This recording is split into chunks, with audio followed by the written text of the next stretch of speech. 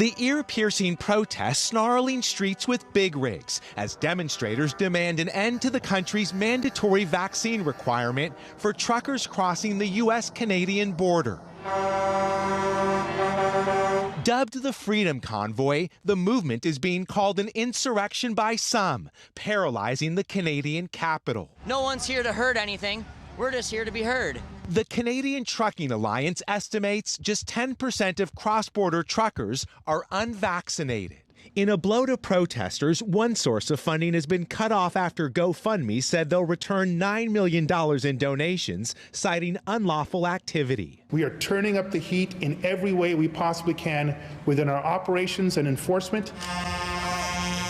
Today, a Canadian judge signed an injunction to stop incessant honking as diesel fumes frustrate residents and shop owners alike. It's difficult to breathe. You can't hear yourself think after an hour. The headache is excruciating. The 11-day protest now declared a state of emergency, with much of the city locked down in a blanket of gridlock. The mayor now asking for 2,000 additional police officers. With reports of protests turning violent, Canada's Prime Minister Justin Trudeau says there's no plan for now to call in the military to clear the streets. We're gonna end these mandates.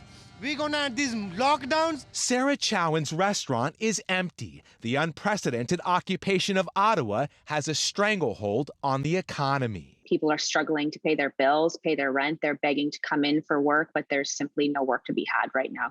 For now, the White House says the chaos in Canada has not yet affected the fragile supply chain here in the U.S., but that could soon change.